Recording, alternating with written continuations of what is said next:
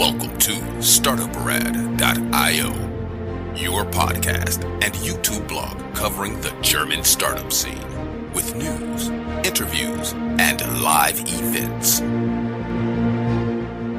Hello and welcome everybody. This is Joe from Startuprad.io, your startup podcast and YouTube blog from Germany. And as of today is 18th of February, we are the world's first 24/7 internet radio station dedicated to startups and tech companies. Check your preferred way to consume internet radio station and ask or look for Startuprad.io. An Alexa skill will be out soon as well. And I do have here, so to say, an expert in media cooperation with Hamburg startups. We do have Heinz from the Hamburg-based startup KONVOI here with us. But actually, welcome Heinz. And you are actually a Frankfurt boy, right? Yes, originally from Frankfurt and now, for longer in Hamburg. Oh, I can totally see that that Hamburg has also its charms as well as Frankfurt. I've been stalking you on LinkedIn, and as always, everybody who would like to learn a little bit more about you or reach out to you directly, you can go down here in the show notes. There is a link to your LinkedIn profile, and there one can see that you really traveled the world, so to say. You studied in beautiful Milano. You've been a sales intern in India and a research assistant at Fraunhofer Institute. And then what really surprised me was in times of Corona, in October 2020, you set up KONVOI. That is really interesting. So can you take us a little bit on the journey that actually took you there? First, most important question, how was the food in Milano? Obviously amazing. So I spent several months there and had a great time. Great food, great culture, and actually the weather way better than in Hamburg. I remember vividly from my time in Milano that at one point of the city you can see the ocean, almost, but on the other side you can totally see the Alps. It's a very amazing city, totally worth a trip. And how did you get from there to being an intern in India, because that's quite a distance and almost half across the world? So tell us a little bit about the story. Yeah, I guess it's a longer story. So India is already several years ago and was part of my bachelor's practical training, and I had a chance. So I had a contact in India, and my decision was more focused on get to know this country because I heard so much interesting things about it, and then I had the chance, I took it, and then I spent some time there, and I have to say, like 3 months in India changed definitely my view about many things. So it was great experience at that time, and in the end a big turn also to other stages. Yes. Honestly, I've never been to India, but it's also on my bucket list, like after Corona. And I think when you said many things in your worldview have changed when you've been to India, I thought, a lot about software, and also you'll be now able to eat really spicy food, right? Yes, I practiced a lot.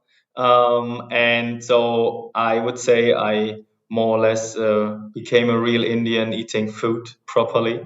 And you have to say that after a while, this all goes back. So the level, I would say, normalized German level. I see. And actually from there, it took you to be a research assistant for Fraunhofer. We may add that Fraunhofer is one of the many institutes of research in Germany, more applied research. So from studying in Milano, enjoying the Italian lifestyle, to being an intern in India selling software, to being in a well-regarded international research institution as research assistant. How did this happen? Yeah, the point is like as you did, like stalking my LinkedIn page shows that I'm a person interested in many things, and actually there's maybe no real focus. The great thing is at that time I was really interested in 3D printing, and I wrote my bachelor thesis about a salt-based 3D printing technology, where the Fraunhofer Institute developed on. And at that time, I was really interested in that, and I got some different knowledge there. So there was always kind of a change, I would say. I see. Very interesting stuff. And you've been selling software. You've been 3D printing with salts. That is quite interesting. And how did this lead to a logistics startup called KONVOI? Yeah, this actually a new turn, I would say. Once I started studying in Hamburg, I got to know to my now co-founder Alexander Jagiello, and he's a logistics expert. So we started talking about one time setting our own business together, and then we brought a lot of ideas, and his expertise in logistics was really the start, I would say. To talk more and more about it, and right now the outcome is KONVOI. Mm-hmm. How did you develop this idea? Recently, it appears that developing startup ideas, at least from my interview guests, always involves friends and a lot of wine. Was it the same case? Yes, Alex and me were friends before, and we were also drinking before together.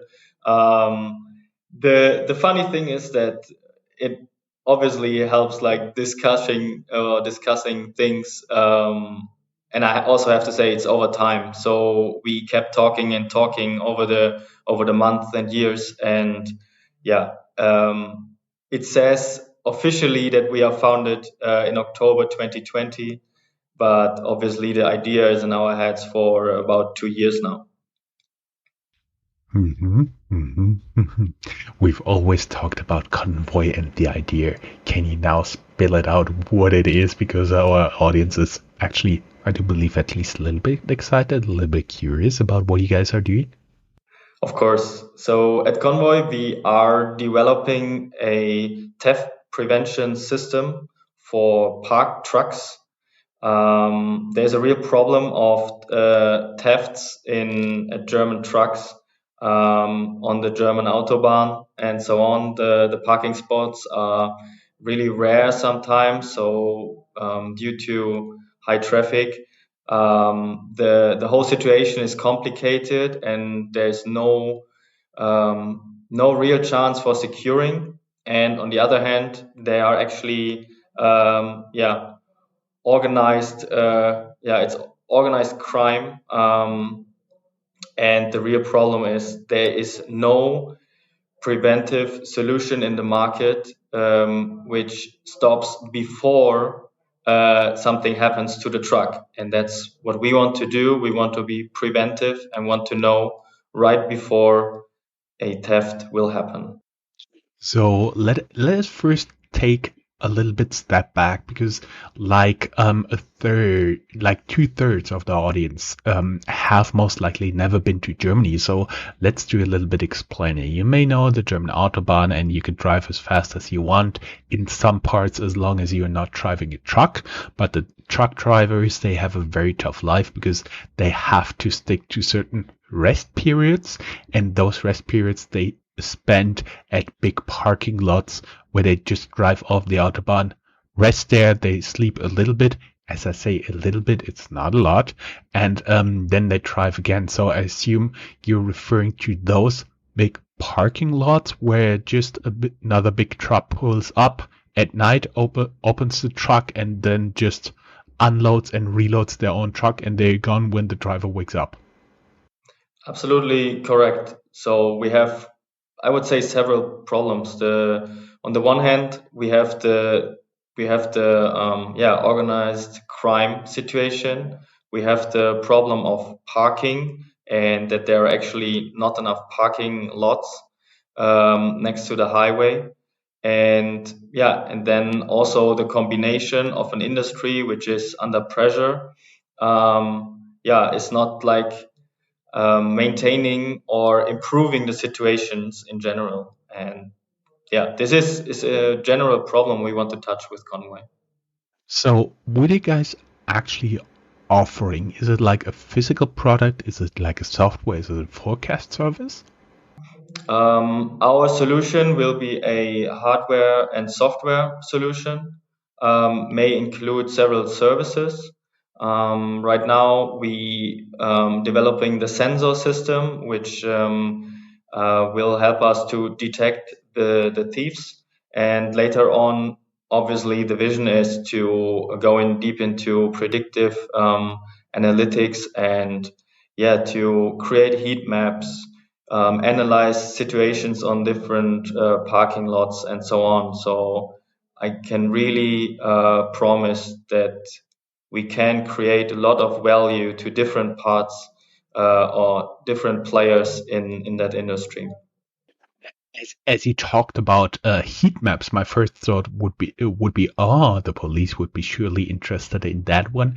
But I totally do understand that some secrecy is always helpful if you are providing security equipment. But can you tell us a little bit about the sensors and what stuff you're doing, if it's actually attached to the trailer or the truck or both, and how long it may take? I mean, there are a lot of logistics startups and people, entrepreneurs out there listening to us, so that they can at least think if in any way their tool they're offering could be combined with yours. Yeah, so right now, as we are quite early in the process, we are testing several technologies, and also with customers or potential customers. So right now we are also searching for trucking companies in Germany, which are innovative and want to develop the system together with us. So we need kind of specific problem input and what are the customer needs precisely. And building up on that, we can test our technologies. So it's different. We are not focusing on one technology. So for example, we are using radar sensors. We are also using ultrasonic to actually find the best solution. And the best solution means getting a fast MVP, so minimum viable product, ready with the customers, and also thinking about the long-term sustainable solution and obviously more complex solution, maybe built with radar sensors. I see. When you talked about ultrasound, that was one of my thoughts, because you may experience a lot of problems with like false alarms with all the animals crawling around on those parking lots, so you can actually scare them away at least a little bit, because I would assume some cats, some whatever, squirrels or something, they would be always present in those parking lots because they're usually surrounded by woods. Absolutely. So the main, or maybe the game changer, will be to detect moving patterns of people and to make differences to normal human beings and also animals visible. That is really important. That needs a lot of training. So training data and also simulations. And this is what we are working hard on. I see. We may add, for the people out there who are just listening to this, that there are truck parking lots out there where drivers if they find one, can actually take a rest. Thing is, but they're very close to each other, so it's not like you have one truck on a hill and you can survey everything around it, but it's basically very limited, the space around you that you can actually survey and look at, and actually a very, very low distance that you actually have as a warning area. Yeah, we are focusing on a really short distance.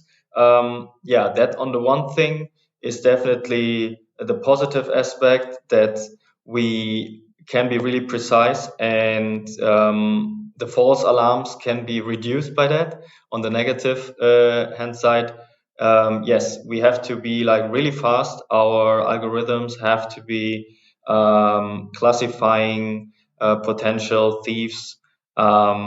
Yeah, really fast too, and that is, yeah, it's a big challenge. We are focusing there, but we are definitely on our way to get this ready. So basically, your core product that is not ready for shipping yet will be something like a little computer, a little program inside the board computer or the trucks that recognizes the input from the sensors, of which some you may add, some you may build, and then altogether you'll increase the security, at least of the goods and the driver, significantly. That's my understanding, right? Yeah, sensors will be mounted on the truck to get a proper detection area around the truck, and the controlling unit.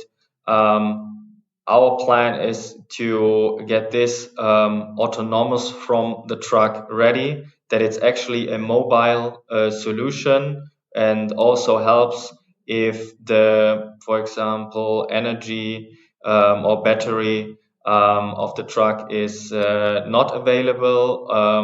That could also helps us to prevent jamming, that potential thieves could interrupt our connections, our communication of the system. So we are obviously also focusing different challenges there, but our plan is definitely to build a sustainable solution, which really helps and cannot be easily disturbed. What came to my mind was actually a armored vehicle that is used to transport money from bank to bank. When you talked about that, but I assume there are like other goods you're going to protect, like truckloads full of cars, literally, like high value electronics and stuff like this. Is this true?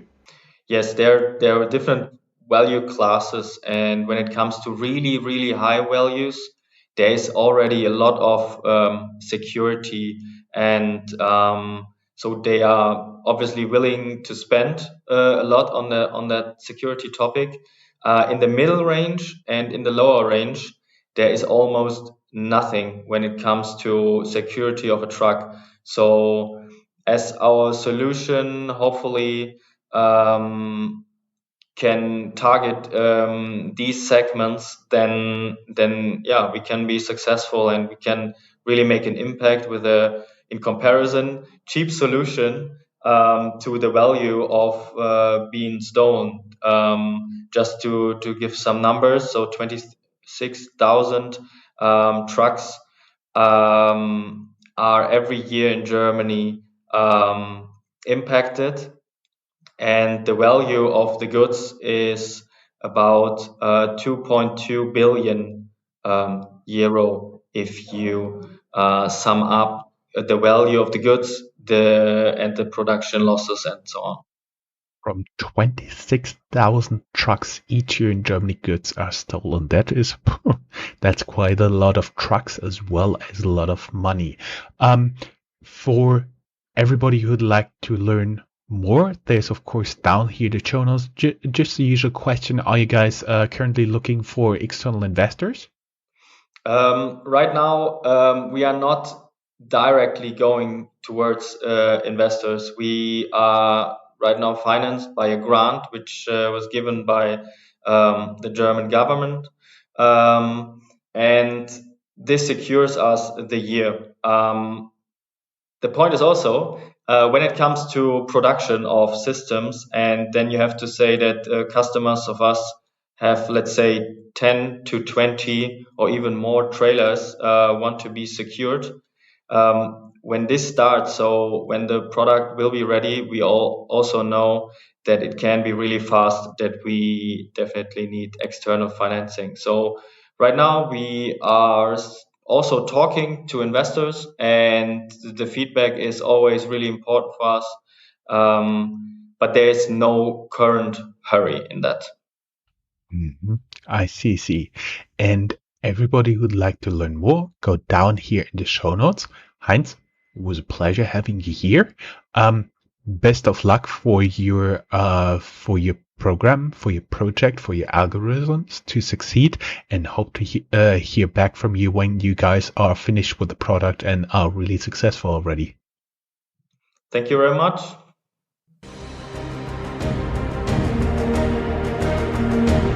That's all, folks. Find more news, streams, events, and interviews at www.startuprad.io. Remember, sharing is caring.